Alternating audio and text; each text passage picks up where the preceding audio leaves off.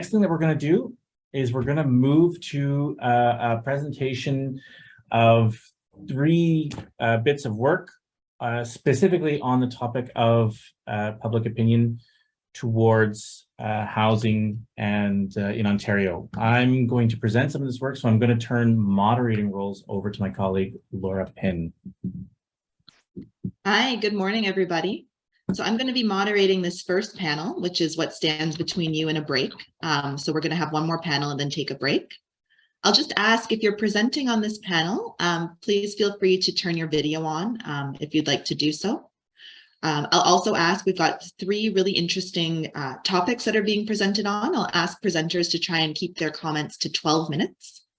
And sort of when you get to that 12-minute mark, I'll try and pop in and in the least obtrusive way possible, ask you to wrap up. So we've got Simon Kiss from Wilfrid Laurier, who's also been leading this event, who's going to talk about the Ontario Provincial Election Survey. We've got Thomas Vargas and Michelle Dion, who are going to be discussing the political preferences of prospective homeowners, evidence from Canada. And then we've got Simon again, along with Anthony Piscitelli. I'm sorry, Anthony, I'm like betraying my Italian heritage here. I probably have really butchered your name. We're going to be talking about some of the findings around a social, an experiment in the Ontario Election Survey. So I'll ask Simon to start us off. Take it away. Thank you, Laura. Can everybody see my slides? Good. So it wasn't obviously housing was going to be a major issue in the Ontario 22 election.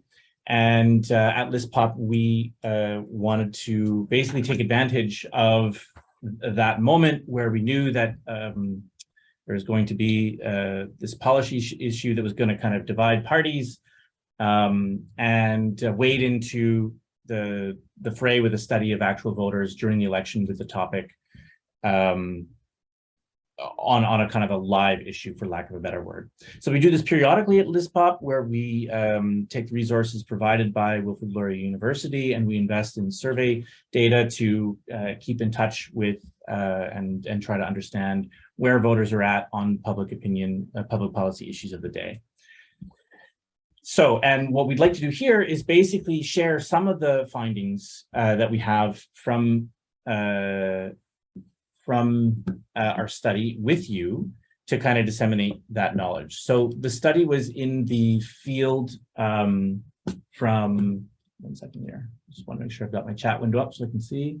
There we go. Good. That was Laura. Okay. So the study was in the field from May 18th and May 30th, 2022 during the election. So it was a sample, a fairly standard sample of voters from an online panel of voters. We set the quotas to match the gender and the age distribution of Ontario's population. So you end up with a representative sample of 1,800 respondents. So it's not what you learn from your statistics class or your survey research methods class. It's not a gold standard random probability survey of voters, but very few people do those anymore anyway, because they're very hard to actually get voters via their cell phones. As a measure of how representative the sample is, I can show you though, we asked people who they were going to vote for, and you can see the distribution of vote intention in the fourth column, the percent certain voters, and how it compares with the election percent. And our sample actually, vote intention of our sample actually reflected pretty closely the actual election results. So it's actually not a bad, it's actually a reasonably representative sample of the Ontario population. So we developed a series of topics about, it's a really rich survey that has a series of topics relevant to all kinds of aspects of voting behavior, but also public policy. So it includes all kinds of questions on people's vote intention, first and second choice, whether they voted in the 2018 election, spending preferences on issues including housing, healthcare, education, whether they want more, voters want more or less spending what they thought the most important problem was in the election, party leader evaluations. And then we got into specific issues related to housing and housing affordability. So for example, we, in acknowledging sort of some of the debate about what is causing the housing affordability issue, is it development? Is it population growth? Is it lack of supply? Is it a mix of all three? We actually asked voters to say what they thought were their impressions of what the causes of housing price increases were. We also asked them about their support for a series of solutions to affordability. And then in a kind of a follow-up, we asked them to actually pick trade-offs, recognizing that in the field of public policy, often one thing comes at the expense of something else, both of which are desired. Interesting, we also asked respondents' postal code, and so that enables us to actually make this data set even richer by linking individual level data and responses to their neighborhoods. So we can take a respondent, all the respondents, and merge that with Statistics Canada data on their census tract, which is their neighborhood, or their census subdivision, which is their municipality. So we can find out, for example, whether the actual environment that a respondent is living in has some relationship to their views on housing. So it's an extremely rich data set, like I said, and we're going to share just some of the kind of what are called top line findings with you. There's much more to be gleaned from this. And I think as one thing we'd kind of like to share with this forum is, we will be making the survey public at some point in the near to distant future, but we'd be happy to kind of collaborate with people active on housing to make sure that this data kind of finds is made to be most productive. So the first thing I wanted to share with you is this, which is just a flat out what people say is a cause of house and rent price increases. So we actually kind of in the question, we just asked them one question for people to list what they thought were housing and rental price increases. And you can see there is some variation there, and people tend to blame, and this is quite different from the story, and I guess this is where public opinion and kind of expert opinion can start to diverge, is, Mike told us a story about the cause of housing affordability is coming from a mismatch between population growth and a lack of supply, and people tend to pick and blame investor speculation, low public housing involvement by governments, and low levels of rent control. And they don't tend to blame things like municipal red tape or people who are opposed to housing developments or environmental protections that make it harder to build housing. So right away, you can get a sense that there's perhaps a bit of a mismatch between some expert stories of the causes of house price affordability and how people see that. If you break those out, we can break those out by people's housing situation. There's not a lot of differences, but there is a bit of a difference where if you look at the orange points, which are renters who are not seeking to purchase, they tend to blame at the lower level. They actually do tend to kind of blame blockages in planning and getting housing off the ground more than others. And so these were people who are currently renting their own home, and they were asked if they were seeking to purchase a home in the next 12 months, and they said no. So these are people who are sort of planning on renting for the foreseeable future. And they're the ones who are most likely to kind of attribute the house price increase to kind of planning backlogs, for lack of a better word. And there's a way in which that kind of makes sense, which is that those are people who are not necessarily satisfied that they're not purchasing a home in the next 12 months, but they're feeling effectively frozen out of the housing market. But at the top of the end, if you there's actually not much difference otherwise. If you look at how voters or how blame for house price increases varies by vote intention, you actually do get a little bit more of a change. So you can see conservatives are much less likely to blame developers into a form of speculation or lack of public housing. And then if you look at the bottom, you get a kind of a sense of NDP voters least likely to blame kind of planning backlogs.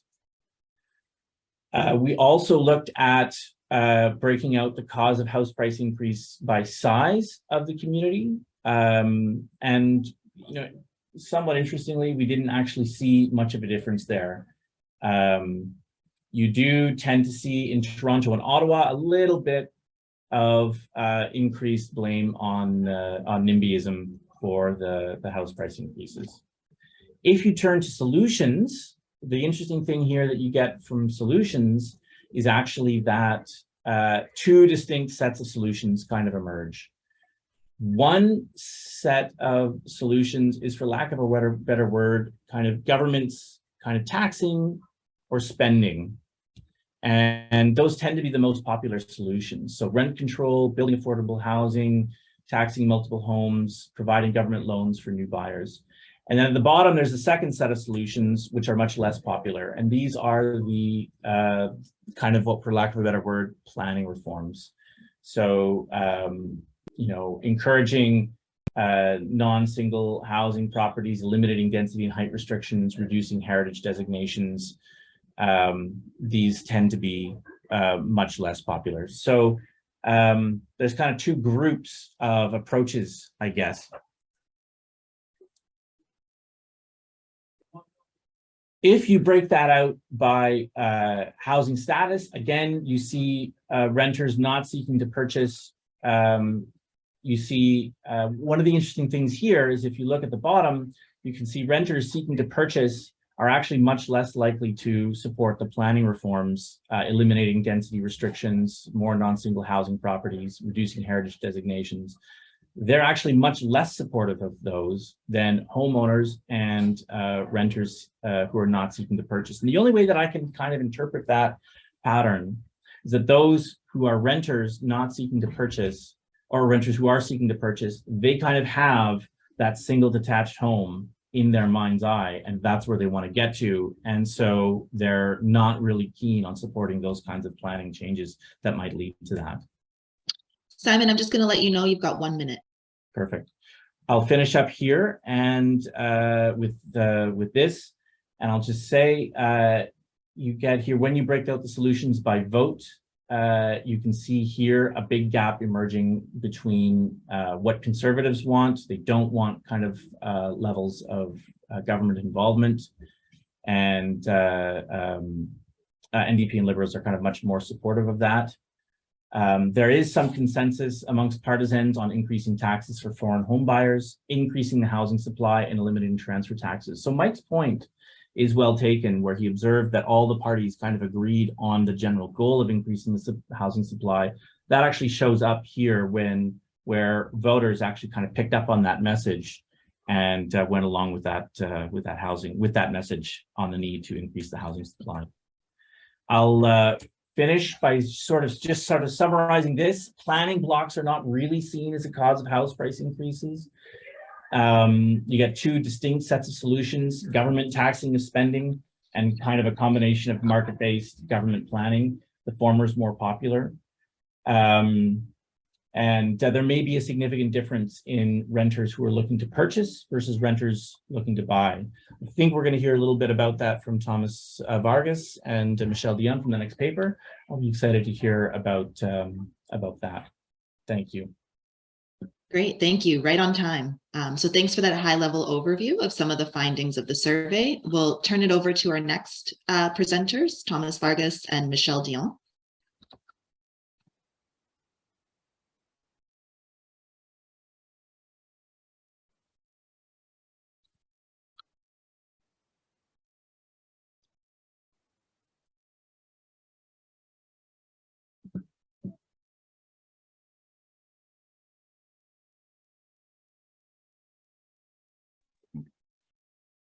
Everyone, can everyone hear me?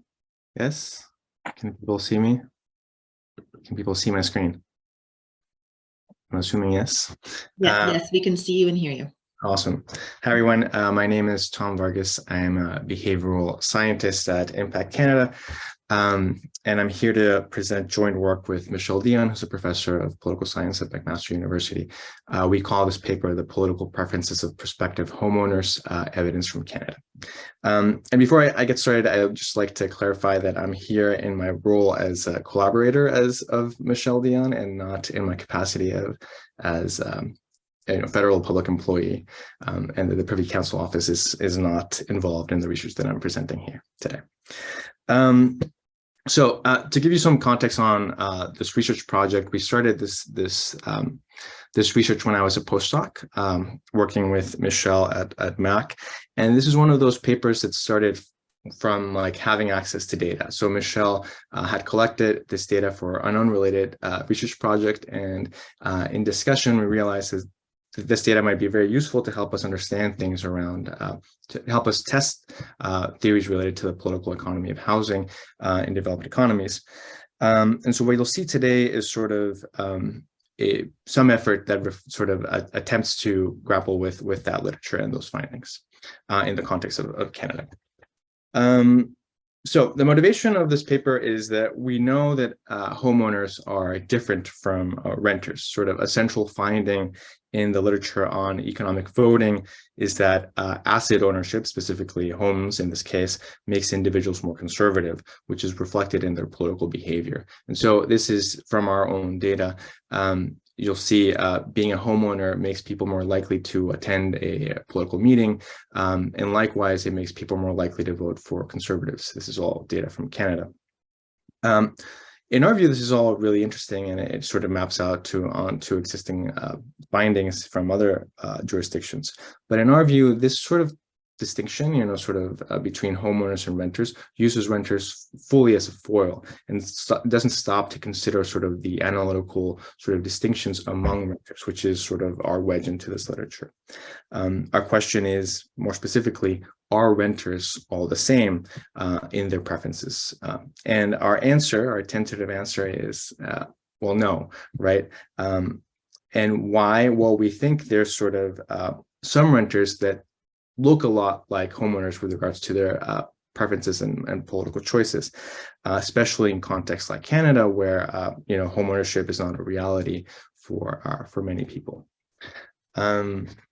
So thinking about the literature that we're sort of drawing on, our main insight builds from this vast literature on housing and political economy that has long argued that property ownership of all kinds, but in the specific case of homes, it's sort of more salient. Property ownership shapes political behavior in predictable ways. Sort of in contemporary work, the logic is fairly straightforward. Sort of buying a home entails making a significant financial commitment that is anchored in a relatively illiquid asset. And so homeowners are stuck metaphorically because they're tied to this giant financial asset, but also geographically because they're stuck to their neighborhood, city, state, province, what have you. So the literature sort of suggests that these factors sharpen the trade-offs with regards to political participation because homeowners can't easily exit sort of their political market, right? And so therefore they're more likely to be politically engaged in local housing laws, for example. Aside from limiting mobility, buying a house can also shape political behavior through impacts on wealth. Right, sort of in the US, buying a house remains the sort of number one way through which households accumulate wealth, invest it, and pass it on to their children. And so viewed through this lens of wealth building, home ownership generates new predictions, right? We know from the literature on patrimonial voting that people that have more money are generally more conservative. And so we would assume that to the degree that, homes are appreciating, homeowners are going to be more likely to vote for conservative parties and anti sort of like housing supply laws that are associated with more liberal parties. All this sort of literature sort of is built around this distinction between homeowners and renters, right? They're essentially saying that these people are vastly different on these analytical sort of on this analytical basis. Our argument, by contrast, is that renters actually differ quite a bit with regards to their preferences over home ownership, and that this should map onto their political preferences and behaviors. Specifically, we make a distinction between what we call two types of hypothetical renters, one which we call prospective homeowners, and the other one which we call satisfied renters. While prospective homeowners would like to own a home in the future, satisfied renters are perfectly content renting. And crucially, this distinction is not rooted in the ability to enter the real estate market at any given moment, but over the true preferences, over the possible benefits and burdens of owning a home. That is, we're not distinguishing between people that will never want to own a home and those that always do, but rather conceptualize differences over home ownership as fluid, right? And so I think that that's sort of like an important distinction. You know, people sort of try to, we're not boxing people into, you know, always being prospective homeowners and satisfied renters. This is something that we imagine changes through the life course. And so our research question is, assuming that these two types of people exist, which we find in the data, does wanting to enter the housing market, does becoming a prospective homeowner from the perspective of renters flip sort of a switch, right, that makes these people act or look different from the classical story of renters? Our tentative answer is yes. Becoming a prospective homeowner has social, behavioral, and financial implications that we think affect people's sort of political preferences over time. And I'm not going to go over them right now because I feel like I have 12 minutes. I'm unclear how much time I have, but I'm happy to come back to these. And so I'll give you just a sense of what we mean by these implications. On the social implication front, owning a home is sort of a key part of sort of North American culture, and to the degree that it is not possible to buy a home, we expect that prospective homeowners will be less sociotropic than satisfied renters, and this might have second order effects downstream effects on their political choices and preferences. In essence, we think that prospective homeowners, because of all these things, will tend to be more conservative than satisfied renters. That being said, we're unsure that this actually translates into vote choice because, it's sort of a much more complex phenomenon that is, guided by many different things. And so we wouldn't expect this to perfectly map onto voting behavior. So that's our first part of the argument. We also have, we make a set of gendered arguments. And this is sort of fairly straightforward. We borrow on sort of a long-standing literature on gender and politics. We know that women are much more likely across many democracies, but also across Canada, to exhibit support for higher levels of government spending and redistribution.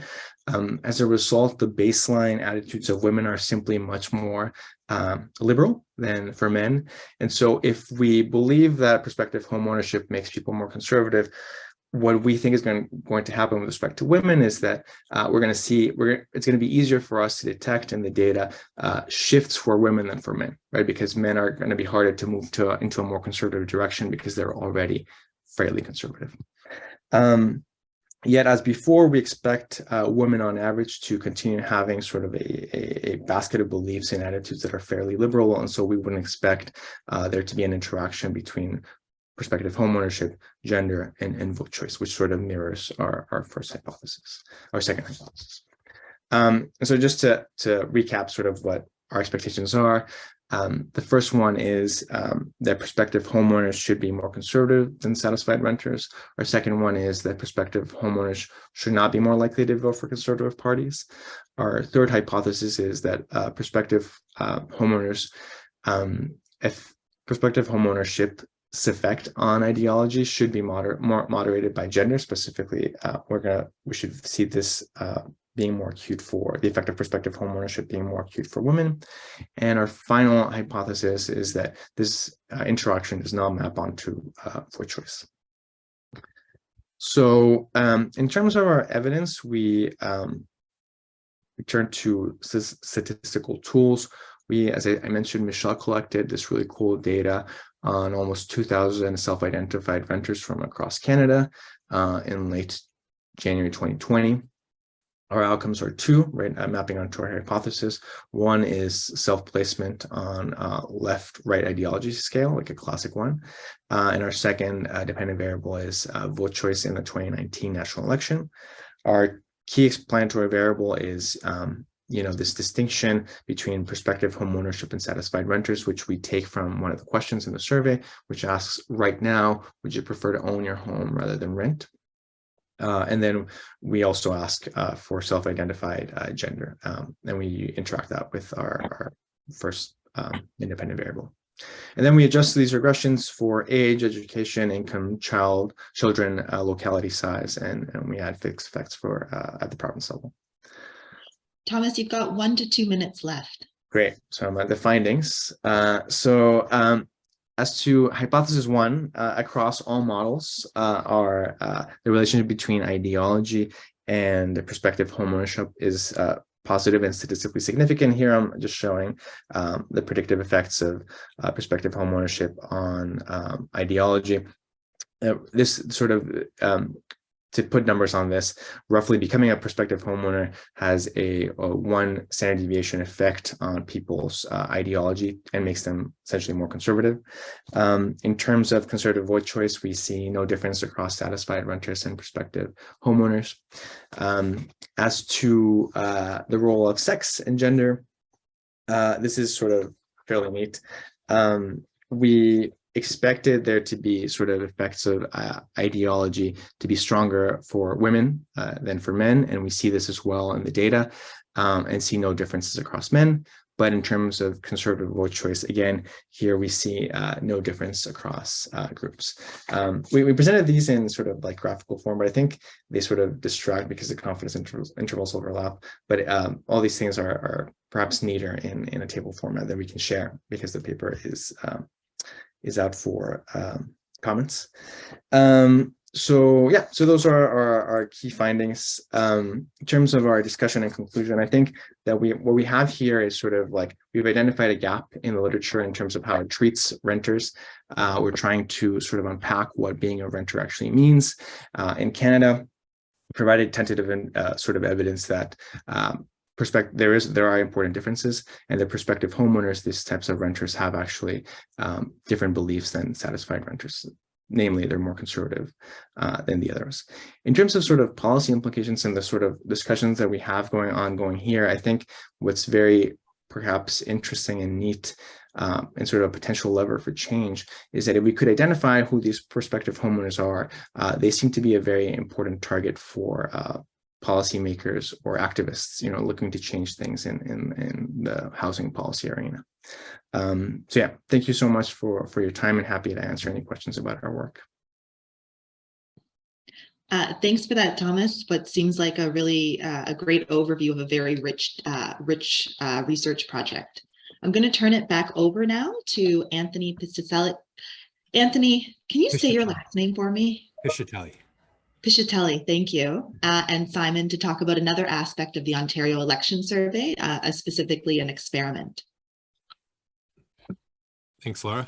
Simon's just going to bring the slides up for everyone. Can you see that? Can you see that?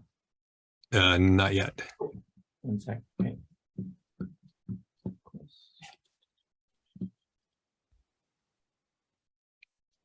There? Yeah, now it's up. Okay. Yes, I can see it. So as Laura mentioned, Simon and I are going to present an experiment from the survey that Simon just spoke about before. So the background for this experiment is I was working with a developer, and the developer and I applied for a grant application, which unfortunately was unsuccessful. But we did have a research question, and one that we managed to put on the survey without funding. And we were looking at how can developers, municipalities, other stakeholders proactively address not in my backyard neighbors. And the intent was to design a program that would go out and hopefully shift some attitudes before this developer, who was developing affordable housing, proposed a development in a neighborhood. So the motivation behind this, next slide, Simon, was the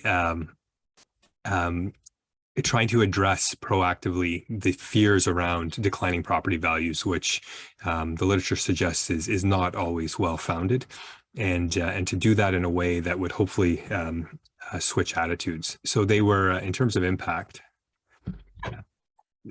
they, as a developer, they sort of had two messaging pieces that they were working on. So the first was they had a message around the dollar impact, and this is one that, you know, they target levels of government to try and get some buy-in, and you can see that development, $1 million invested is 8.5 full-time equivalent jobs. So it is quite an important economic piece. But as a developer that was seeking to build affordable housing, they had a strong belief that mixing neighborhoods can have some real positive quality of life outcomes for individuals. So it was partly about home ownership and increasing access, but they were seeking to do home ownership in a way that would integrate affordable housing into middle class and upper middle class neighborhoods. So we set up an experiment goal.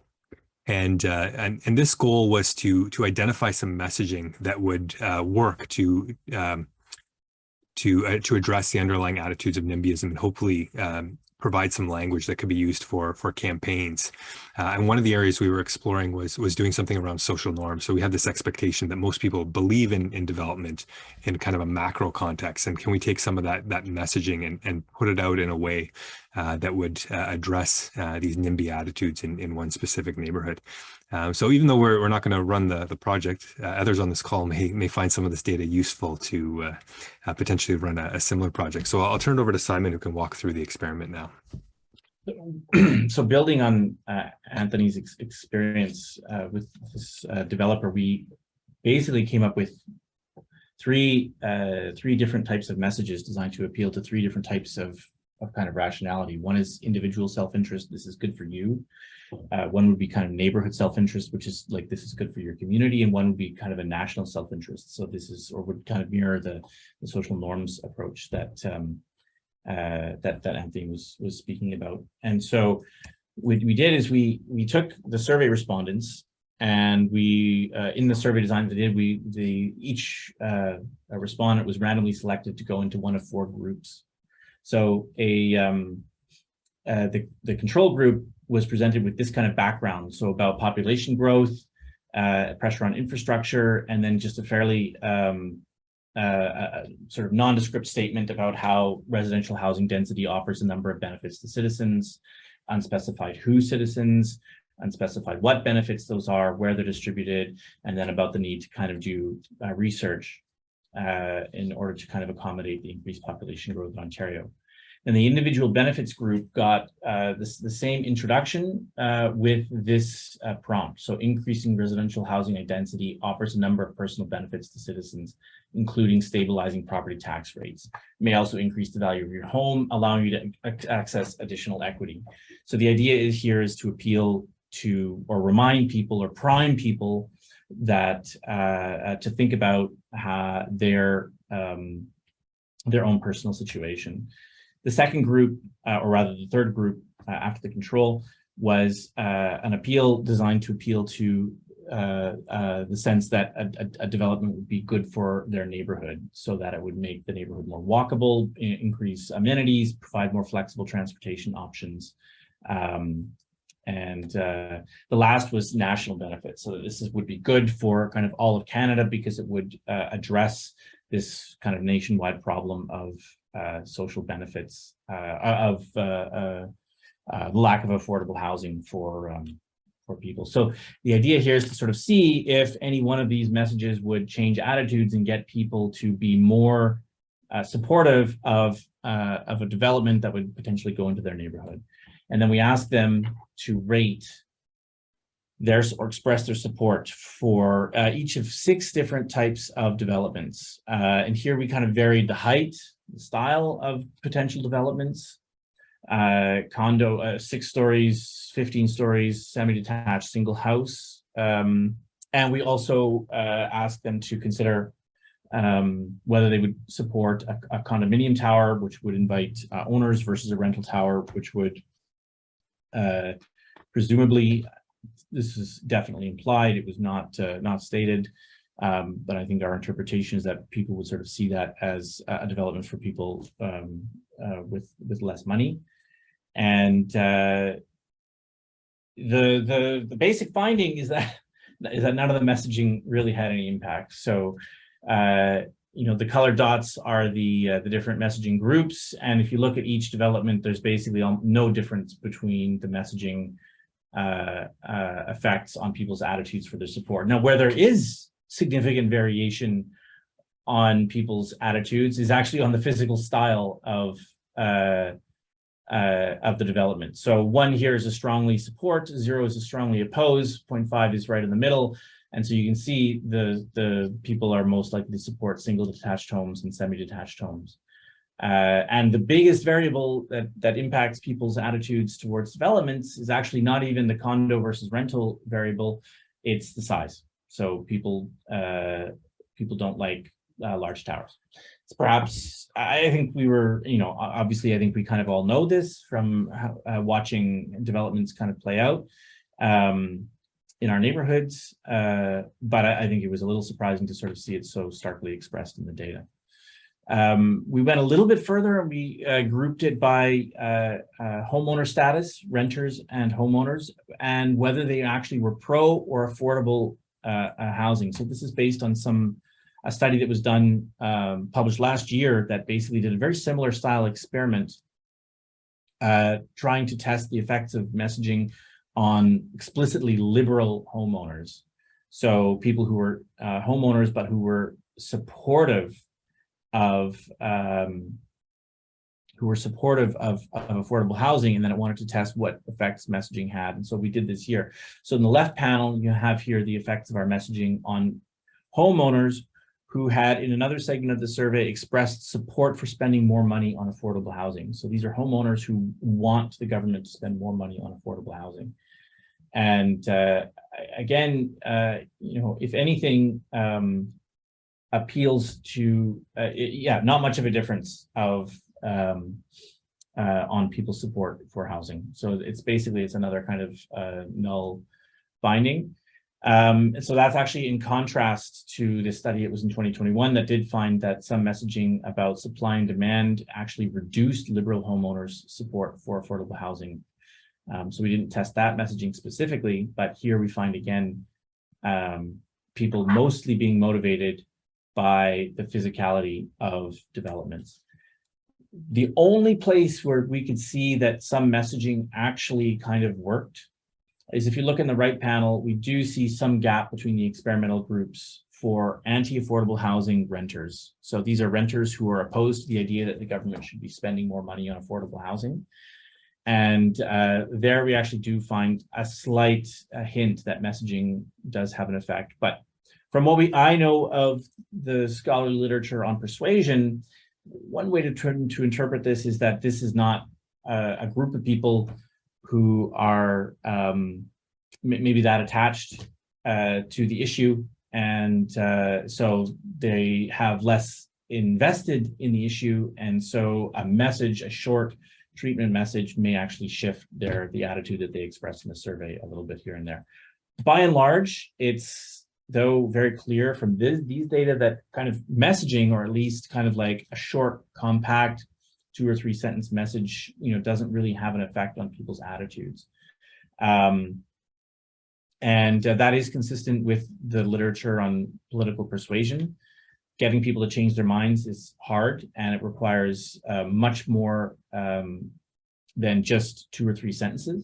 But I think this is important, and it's important to take in mind because I think there is a movement inside public policy circles where people do obsess about messaging, about getting messaging right, and that the key to unlocking change is to settle on just the right messaging.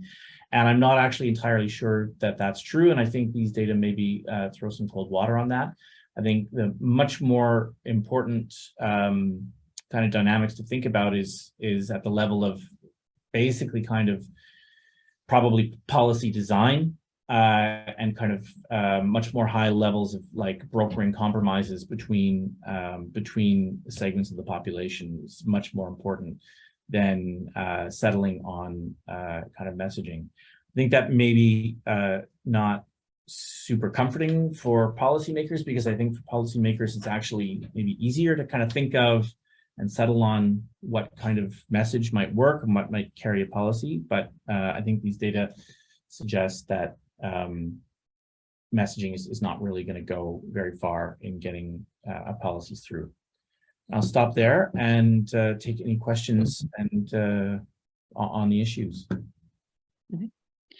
Thanks for that, Simon and Anthony. I've heard a little bit about the results of this experiment before, and every time it makes me think of new things. I find it really interesting to hear. We are at time. However, I'm going to use my moderator privileges to take 5 minutes. I think we have time for 2 questions. I want to take a question in the chat from the Kitchener Lived Expertise Working Group, and then Russell, I'll take your question. And so in the chat, it was a question for Thomas about the development of the categories. And so this question of the categories, prospective homeowner versus satisfied renter, and whether renters who were not seeking to purchase a home automatically sort of fell into that satisfied renter. And then what about unsatisfied renters? So people who are not satisfied renting, but are kind of stuck renting. And so is there anything you can say about that, Thomas? Yeah, it's a really good question. I think part of the problem from our point of view is that the data don't help us make that distinction, that fine distinction. However, we do account for a bunch of things that we imagine might actually might help us, separate people that are satisfied renters from actually people that can't afford a house, right? And so things like household income and where they live, right? If their housing market is insane like Toronto versus whether they're in some rural part of Canada. But yeah, I think future work, we perhaps need to sort of collect more specific data to allow us to make that distinction perhaps sharper. But yeah, we'll take in. I think that's an important thing to sort of build towards. Mm-hmm. Thanks for that, Thomas. I just want to note also in the chat, folks are dropping in some resources to other studies as well, and resources for learning more about this. So do take a look at the chat. Russell, I'll turn it over to you to ask the last question, and then we'll take a break. Thanks, Laura. So I guess my question is to Anthony and Simon, and I was wondering, is there a consensus on the driving forces behind NIMBYism? Because I guess from talking to people, I don't think it's actually about property values. It seems to be fear of the unknown. So this is in Vancouver, so watching public hearings. Speakers, yeah, I mean, it's that people like their neighborhood the way it is, and so change to the built form, the 15-story buildings versus 6-story buildings is really what worries people, is that they don't know what the effect is going to be. It has these unknown impacts, and it's small c conservatism. So I guess I've been trying to argue more things like, if we don't fix the affordability problem, that the healthcare system that we all depend on won't be able to function, that we won't be able to recruit nurses and doctors because expensive housing acts like a filter that keeps younger people out, rather than, talking about, oh, this could actually benefit property values. So I'm just wondering if there's consensus in the literature on what drives opposition to new housing. Anthony, did you have? Sure. Yeah, I can jump in on that one. So consensus, I wouldn't say I've seen consensus, but the slide touched on 2, and I brushed off the 1, but it's certainly, there's an element of racism that is a big factor in NIMBYism, and you can see it in, there was one particularly interesting study where they analyzed the comments at a bunch of planning meetings in, I think it was Los Angeles, and there's these undertones of racism that really come through pretty clearly from the presenters. I think you're right. There is this fear of the unknown, fear of the other that works its way. But the other one that I did see in the literature was this fear of property values, and I guess some of that mixes in with the unknown and the other elements. And I don't even know if conceptually, everybody has necessarily made this split. Some people may say they're afraid of property values, but maybe there's an undertone of racism there, whereas others may say they're afraid of property values and there's no racial component there at all. So those are the big ones that came through on the literature. But as you saw in the messaging, we tried to hit around all of them really, and none of them had any kind of impact on perceptions. All right, thank you. Thanks for that, Anthony. So please join me in thanking the presenters.